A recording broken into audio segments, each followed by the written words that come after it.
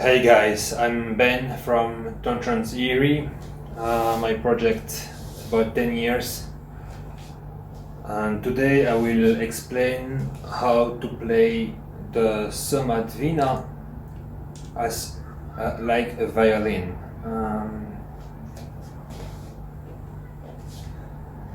You can play the Soma Dvina in many different fashions. The default way to play it is like a cello. So if you sit down, you will have the cross like this, and your knees come right here, and you can play. You can also, if you like, if you're more into yoga and sitting on the floor, on the carpet on the floor, you can also move this bar right here at the base, and you just lay the Dvina on the floor and play it sitting down with legs crossed, yoga style. You can also move off center this bar to have the Dvina lay exclusively on one side, but I prefer like this when I play as a cello. Now, if you want to stand playing this instrument, you need to construct a contraption that from here will let you have a pike that will slide onto the floor, and then you can stand and play it like you would play an electric cello or normal cello for that matter. You just need a pike, pike that stands on the floor, that doesn't make hole in people's floors, and that gives you some stability so you can play the Dvina as a cello standing up. If you know a hack to do that, I'm interested, leave it in the comments. I haven't found so far a reliable way to play, except in a video from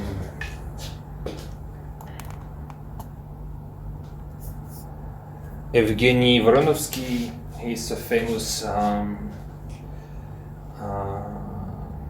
theoretician of music. He gives conferences in Moscow. He's a professional violin player and he teaches the violin. And when he plays the Dvina, he plays it both ways. He plays it as a cello and he plays it as a violin. Now, he doesn't have a pike to have the Dvina stand, but he has some kind of a leather belt that he tied here and here, and the Dvina is basically hanging on his shoulders like some kind of harness, and then you can play standing, and it gives you more freedom to move and groove with the music. I will post the video in the description. 3 years ago I made a performance on the roof of the building where Soma had their factory. Factory is a big word because all Soma instruments are made by hands and they are assembled with hands, not by machines, at least in Moscow. And so today I want to talk about how to play the Dvina as a violin. But first I will address how to grease your bows.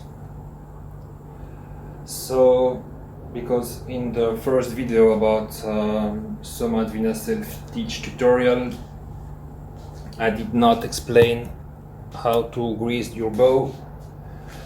And you need to know how to grease your bow correctly, so you get a sound that's not dry, that's a little fat. Right now with this video the theme arises which bow to use. Do you want to use a cello bow or a violin bow? And again the argument is the cello bow is great to play the Dvina as a cello, because it's a little shorter, has a better angular momentum. It's a little heavier, because when you play the violin, you can just put the bow on the instrument. Whereas when you play a vertically staying instrument, even with some angle, you have to hold it and give it a little pressure on the strings, which makes that if the bow is too light, the bow will bounce, will tend to bounce off the strings. And typically a violin bow is too light to play the cello, and the same applies with playing the Dvina vertically. So if you have cello bow, you make it tight from its rest position until it has the right tension. The right tension depends on your strings. If you have cello strings, you should give it the same tension as for a cello. If you have electric guitar strings, especially that if there is one string that's a little bass from a bass electric guitar, I need to lose a little tension, so tension is a little softer, otherwise it will rub and screech against the string of the bass guitar, even with grease. So here's some grease. So for example, this is the cello bow. I will grease it 4 times, slowly. Between each move, I turn it a little, so to make different tracks in the grease that are very visible with the naked eye. So 2 times to and fro, or 4 times. There's 4 times rubbing it. So now the bow is greased. But if you like me, you like to use angles on the bow to make different nuances and emotional outbursts, you give it 2 more runs on the edges, on each edge.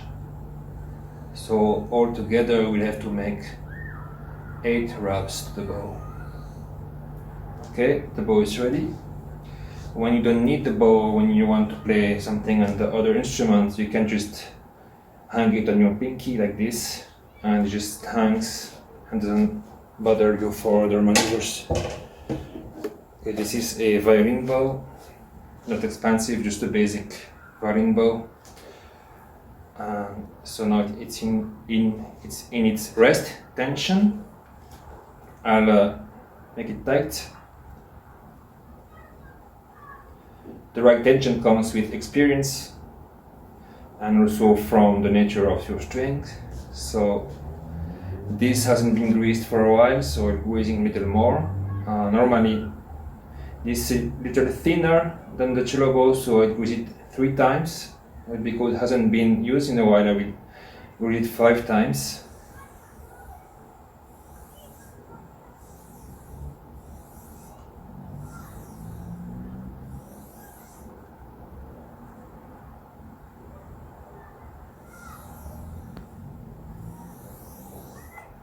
Okay, that's about 8 times, or 4 to and fro. And then I also want to be covered if I use the edges, so I will grease the edge a little more. So because the horsehair is a little thinner on the thin side, we don't need as much grease as for the cello, but also considering my cello bow I use almost every day, so I don't need to grease that much. Otherwise you could do 4 to and fro on the cello bow. Anyway, now this bow is ready. I won't touch it anymore, not to take away the grease with my fingers. And now I will grab the Dvina. And as with all Soma instruments, there is no academic correct way to play it. If you take violins, cello, double bass, arts. These instruments have hundreds of years of history. So that means they've been optimized over time to perfection. Many are on the fact that before we had computers, you had to have the box that resonates the sound in the instrument. So the ancient style, the permanent style of the acoustic cellos, violins, and derivatives is dictated by the need how to have it sound without the help of any machine.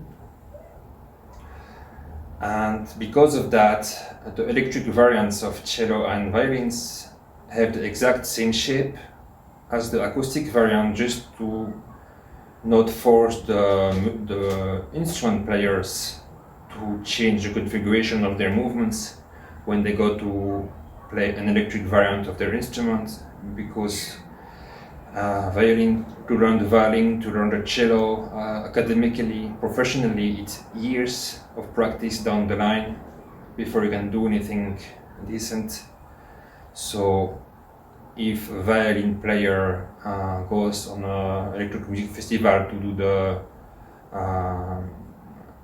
to give extra flavor to electronic music, and that she needs electric violin, there is no sense for her to change the instrument shape to something else, because the movements are in the muscle memories and you don't want to have to bother with having two sets of movements.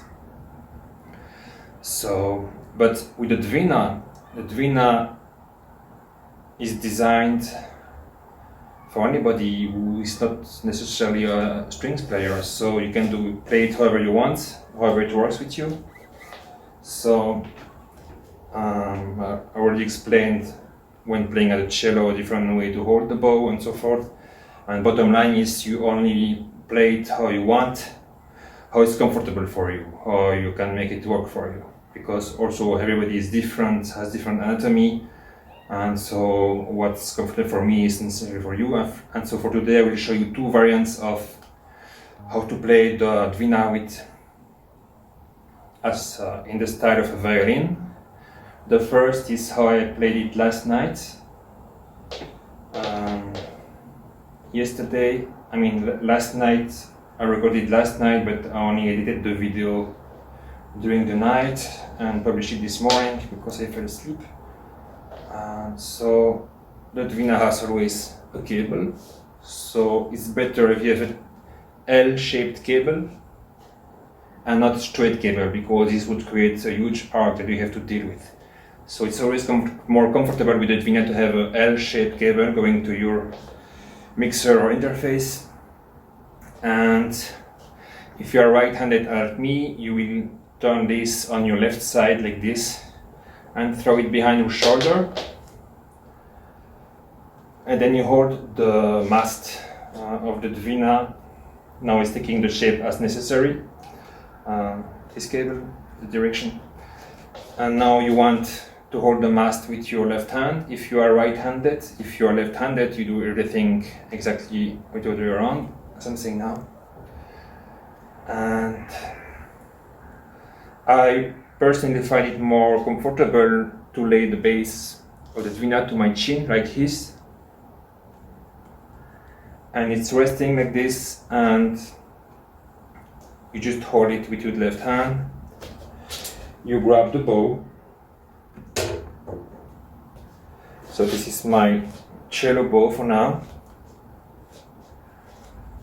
and trying to have both cameras show me so I can edit later. And the good thing is with the Dvina, like with any violin or cello, when you have both, is that the bass string is always on the same side. So the left string is on my right side when I play it vertically, and it will be on the left side when I play it like a violin. And same goes with acoustic instruments. The higher pitch string is on the right side of the instrument if you look at it, as well as on the cello and on the violin. So when you switch from playing the Dvina from the cello, where the bass is on your right side, to like a violin, the bass will be on the left side. Don't change the strings around, because you might want to switch from both ways to play, and you don't want to be confused by the strings moving around. So, how to hold the mast?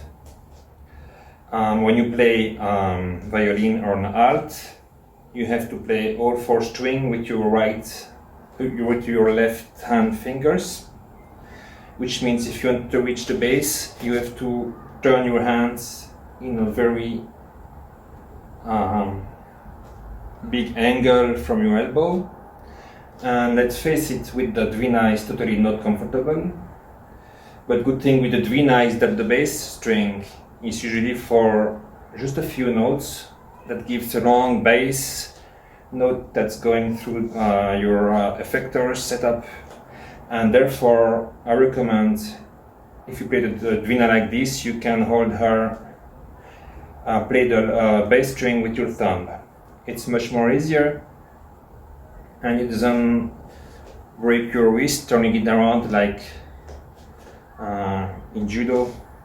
So, and then you lay the bow in the same place as you played when you played vertically, and just play, for example, the bass string here.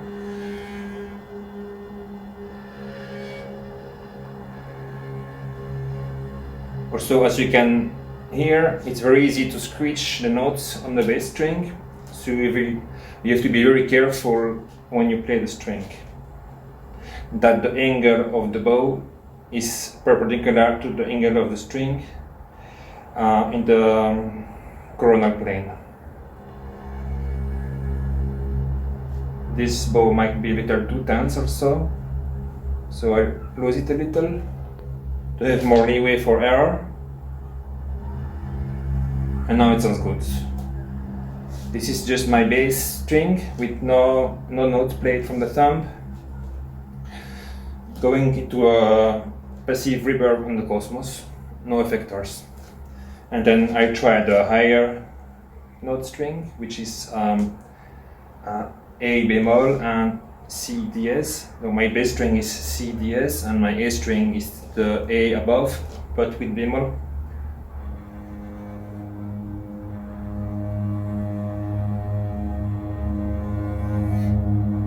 This is also without playing anything. And so, as you remembered from my first video about the Dvina self-teach tutorial, if you've seen it, I explained that you should always put stickers, even if you play fretless, which most Dvinas are fretless, on your main notes. So you just visually have the remembering cue, where are your notes that you need, and from those notes you play nuance and you evolve from this note. For example, I know how this note sound here from memory, so I want to play it. I put my thumb here, play it, I release it, I play a bass note, and like this. And what are the advantages and inconvenience and plus and minus of playing like this? Well, you can debate for hours, but mainly for me is that first you can play standing and you can groove with the music, so it gives you more maneuverability, and you can breathe with your music. It's more easier to be a metronome all by yourself than if you're forced to sit down. For example, when I make a video or performance, when I have to play both the Dvina and the pipe, I have to sit down to play the Dvina, and if I switch a lot, I don't stand up, I just sit down, and it doesn't give me the same room to breathe and sing with the pipe when I have to sit down than when I'm standing up. So that's one. Second thing is the lower note on the string here.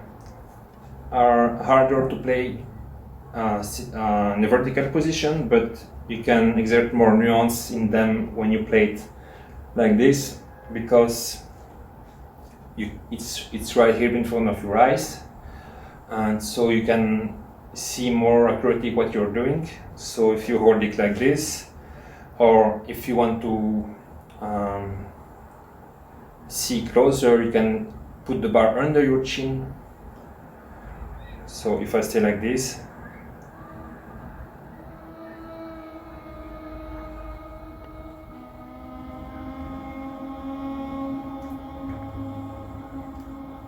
it's still difficult to play them, but you can see, and it's easier to change your finger position in these different locations from here.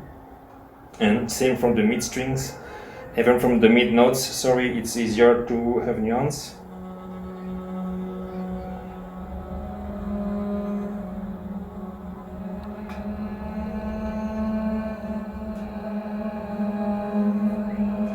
And also what's interesting is that when you play vertical sitting, like a cello explained in the other video, you need to put your headphones on the wood to hear what you're doing before it becomes apparent in the mix.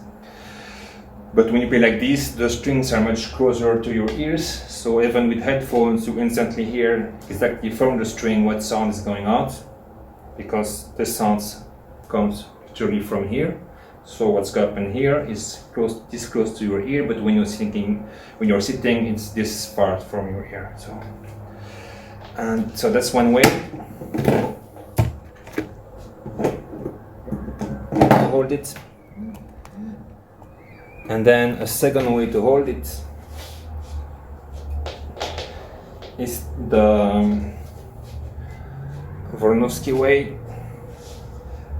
He's a professional violin player, so he really has more authority how to play, or it should be played, but I think it already agree with me that you play how it works for you. So he is right-handed like me, but he holds the Dvina on the other shoulder, and the bar goes under his chin like this, and this is a little closer, I guess, to you really play the violin. But for me it's not comfortable, because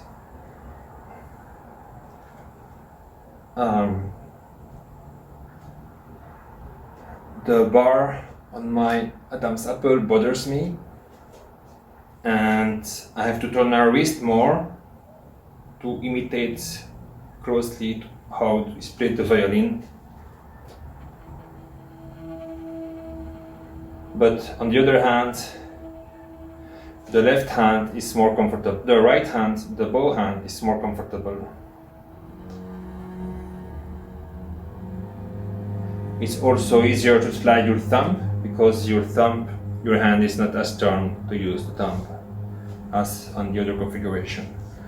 So if you're right-handed, you can play left shoulder or right shoulder. If you play left shoulder, you will have the bar on your chin to start with, and then if you move around, it might lose the chin, but a stable starting position is like this. Like this. And if you play on the right shoulder, you're right-handed, you will want to lay the divinator closer to your throat and play like this, and this is more resembles the way to play a violin. So if you are a violin player or an alt player, you can start with this method. If you never played the Dvina and standing on the shoulder, I think it's more comfortable to play like this.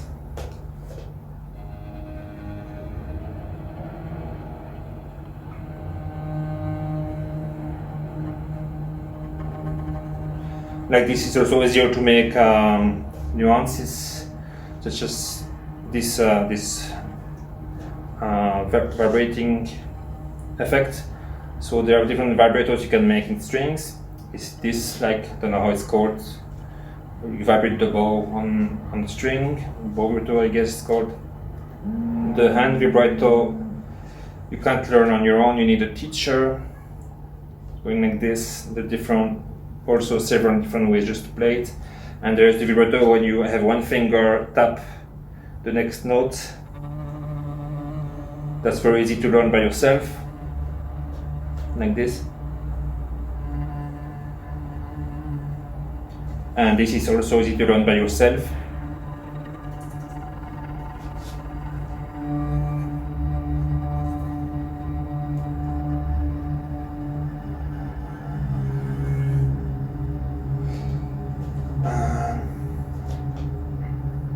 So this is one more reason I prefer this side. And what's more, what else to say? Yeah, you get tired more faster because the violin is light, because players have to play hour sounds sometimes, so it should be light to hold, and the Dvina is not especially light at all. So right now, just making this video, I'm already feeling muscle tiredness on my rib cage, on the left back side of my rib cage.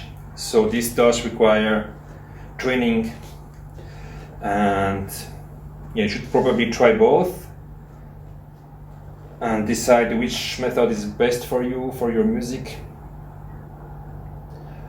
And you can also have different type of melodies. You would rather play vertical, the Dvina vertical, or as a violin, different type of solo performances.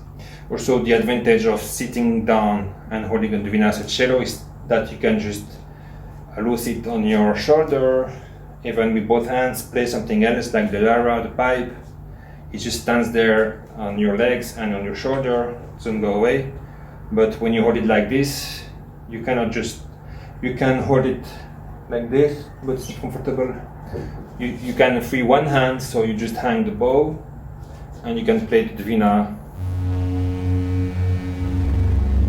wobble what you just did, and whatnot. So with this position, you can only free one hand to tune knobs on your mixers and effectors. You just hang the bow on the pinky.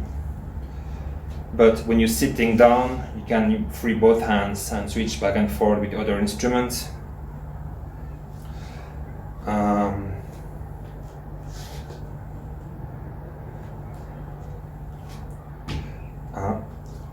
In this fashion, it's harder to play the low string, but again, you can consider that you will only play simple changes with the thumb, and your more elaborate melody with the higher strings, higher note string. Also, if you have a drone going from the lyra of other instruments,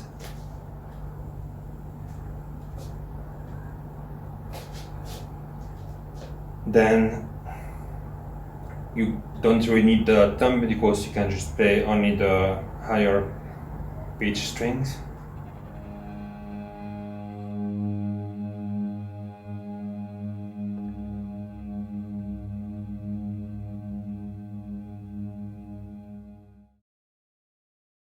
And now I will discuss which bow to use. So far I only showed the effect with the cello bow. Now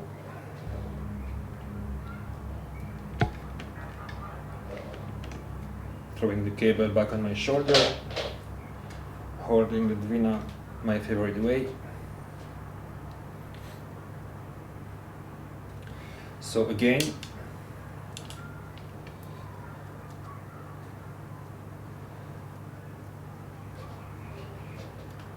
playing just plain strings with no notes from the left hand, so which would be your, from the left hand if you're right-handed.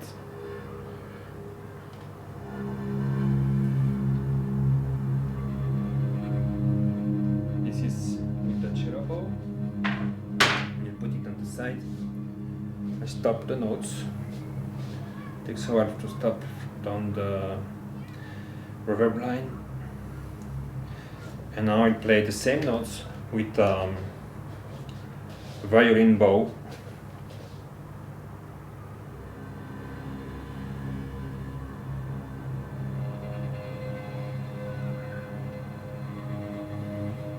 Again, it's a little tough. I'll make it a little more tender. It's peeling off already. Yeah, violin bow will suffer greatly on bass guitar string. It's like you need to rehear it.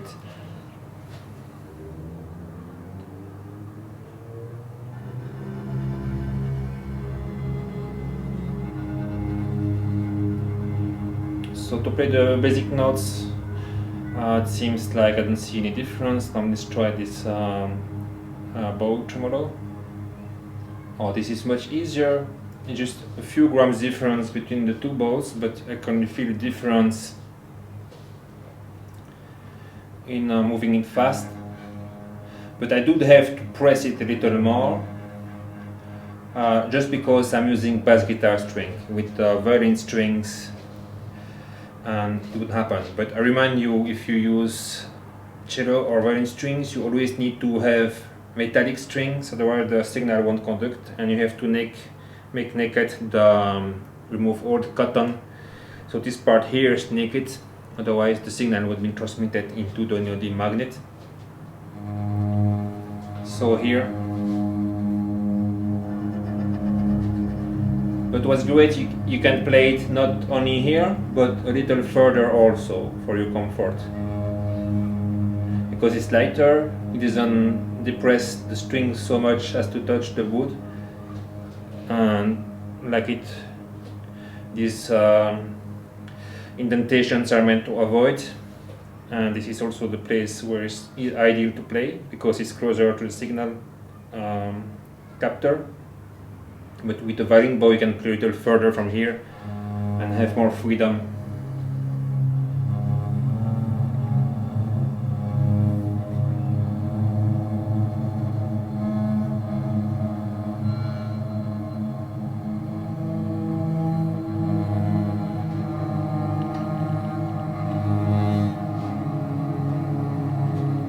You can hear I'm not playing correctly because I need to refine my marks, my viewing angle being different than when playing as a cello. So if I try this again.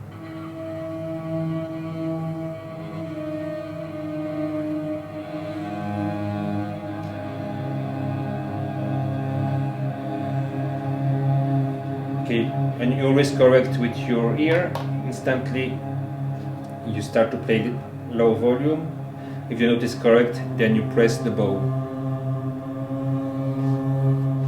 You can also play nuance around the note that you want to play. And if you can make an artistic mini screech on your bow, it doesn't screech, but it plays like octave up notes in the background.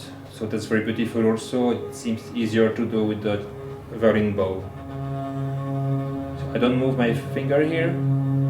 It's just that if the press is too light, it will give a note that's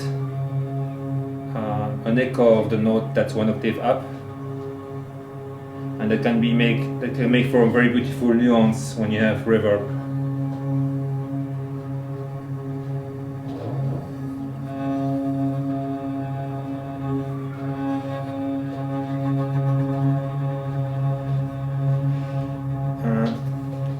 Yeah, I don't know. Playing music is breathing, so, and when you're sitting down, you don't have that much space, dance space, so to speak, to breathe. But when you're standing up, you may notice every moment not playing music, they call it Flemish ijsberen, like a polar bear walking on ice is walking like this. I can't help it. When the music starts, I have the metronome in my head and it shows in my body.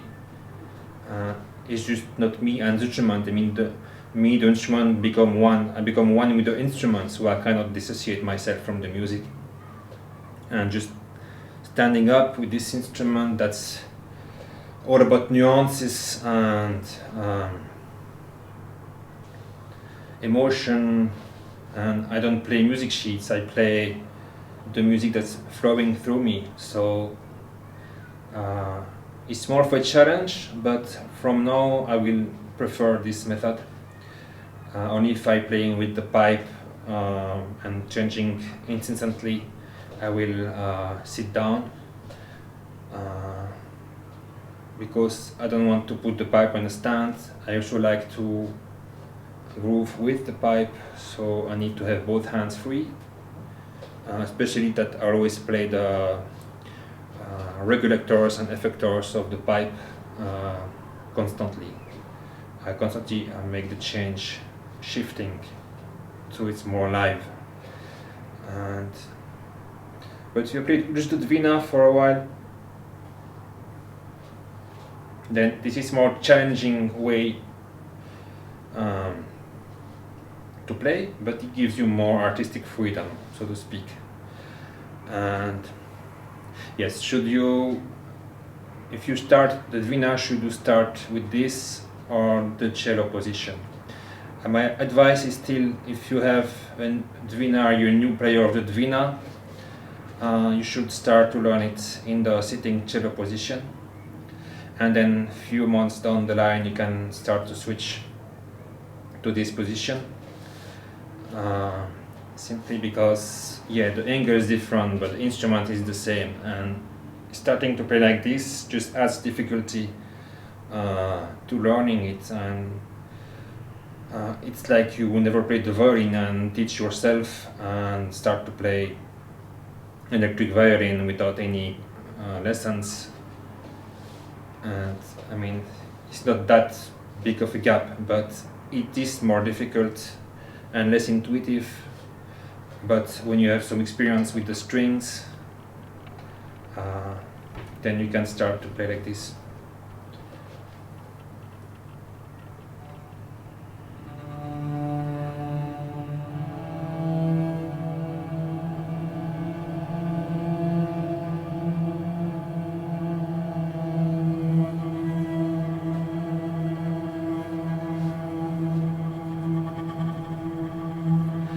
Great with the violin bow also is that it's so light that if the tension is a little tender, you can just beat the string with it and have also a sound texture that's emerging from it. You just play a note and then let it bounce.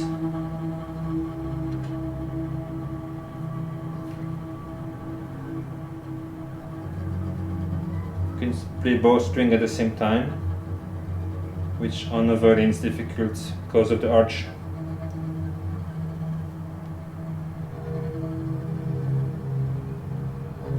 And it makes great for granular sound processors.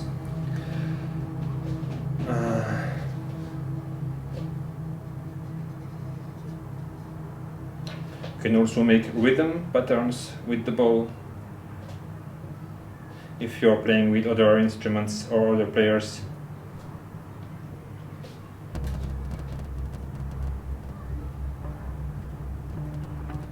You can even play with the back of the bow,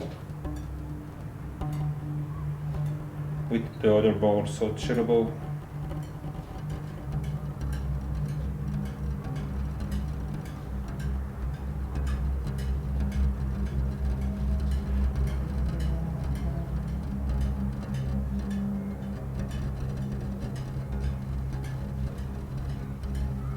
Or you can do the same with the strings.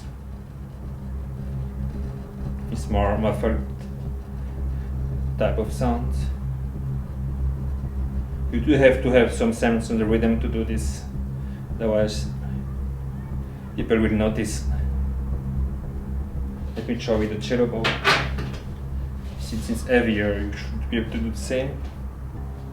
Yeah, it's less nuance. It's right away you can hear like the sound of a guitar pluck. So you have to be more careful with this. Yeah, it's more natural with the violin bow. Also, when you play like this, you should wear glasses. Wear glasses because I have to see up close. So this is perfect for me, because you can see how horribly I fix my string here. So even professional cello players or violin players will always be wary of the danger that a string snapping, especially for the emotional outbursts of classical music, where you have to be able to play strong with force, and a string after years, if you don't change them, might just snap, and if the string snaps into your eyeball, you lose the eye. So you could arrange, even if you don't need glasses at all, you just arrange glasses with an unbreakable glass and some kind of a blue filter and anti-glare filter, and it will just help your vision in general to do little accurate things. And you just wear those when you play any instruments or the strings could snap in your face. You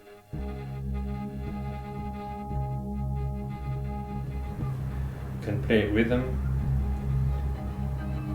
and this is harder to do if you just hold it like a cello, because these movements you start to use your elbow and some parts of your shoulder if not careful, where this you just let it fall.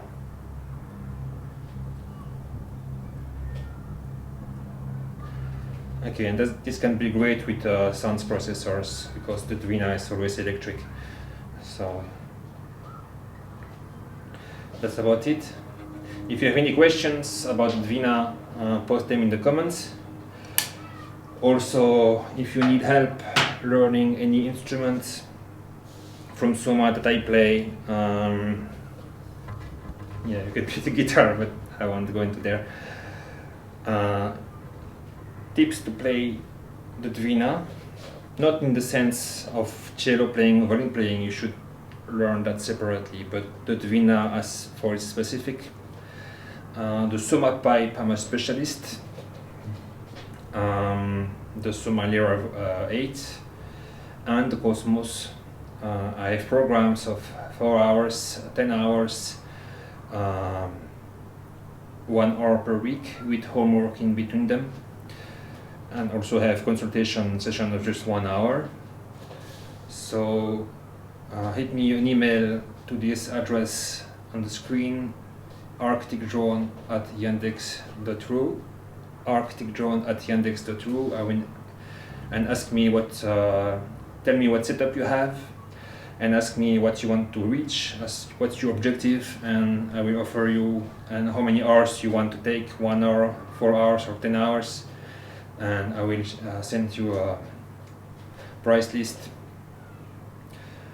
Otherwise, I have this playlist with free Soma instrument tutorials, but of course I only go more in depth in the one-on-one video lessons, simply because everyone's practice is different, so I will not give the same tips to everyone. I will give some techniques that are the same, but their variation also can be adapted for everyone.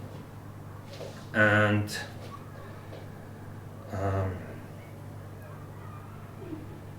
it's also a brainstorming, like I will explain something and then the student will ask a question and then it makes me think, and it's ongoing process.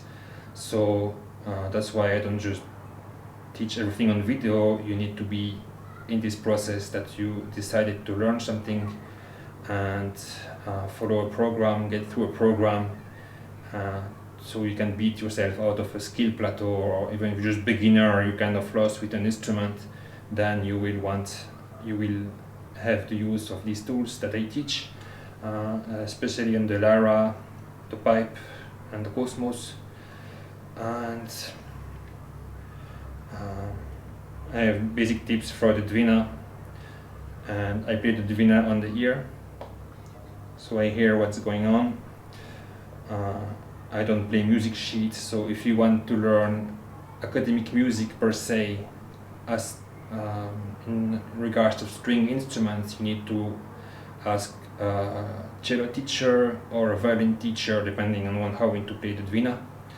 But for the Dvina or the shaman, for that matter, in a setup as a whole, I can help you.